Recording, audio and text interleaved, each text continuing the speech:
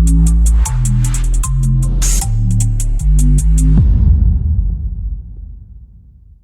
સિવિલમાં 3.6 કરોડના ખર્ચે 75 ડેડ બોડીની ક્ષમતાવાળું અદ્યતન પોસ્ટમોર્ટમ બિલ્ડિંગ બનશે. રાજ્યના હેલ્થ મિનિસ્ટર પ્રફુલભાઈ પાનસેરિયાના માર્ગદર્શન હેઠળ પ્રોજેક્ટનું ભૂમિપૂજન સંપન્ન થયું. આગામી 6 થી 8 મહિનામાં એડવાન્સ મશીનો, સેન્ટ્રલ એસી અને મોટા કોલ્ડ સ્ટોરેજ સાથેનું બિલ્ડિંગ તૈયાર કરાશે. ચોમાસા પહેલા કામ શરૂ કરીને સુરતવાસીઓની સગવડ માટે નવું પીએમ રૂમ માળખું ઝડપથી ઊભું કરવાનો લક્ષ્યાંક છે. નમસ્કાર.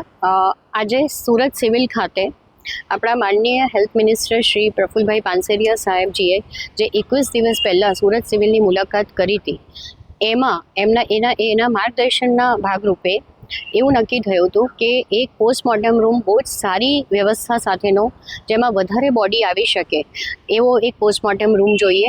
તો છેલ્લા 15 દિવસની અંદર જ 3.6 કરોડના ખર્ચે સુરત સિવિલને આટલી મોટી જગ્યામાં પોસ્ટમોર્ટમ રૂમ બનાવવાની પરમિશન અપાઈ છે અને એમાં 75 જેટલી ડેડ બોડી અંદર સ્ટોકમાં રહી શકશે અને એની સાથે સાથે એડવાન્સ પીએમ રૂમ, વ્યવસ્થિત બેસવાની વ્યવસ્થા, અંદર સ્ટોરેજ, અંદર ઘણા બધા અદ્યતન મશીન અપાશે.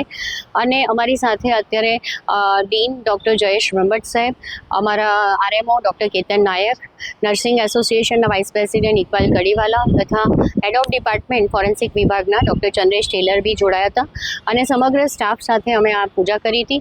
આજે ભૂમિપૂજન કરવાની સૂચના સરકાર દ્વારા જ હતી કે જલ્દીથી જલ્દી જેટલું કામ ચાલુ થઈ જાય, તો વરસાદ પહેલાં જેટલું કામ જલ્દી ચાલુ થઈ જાય એટલું જલ્દી આ બિલ્ડિંગ બની જશે.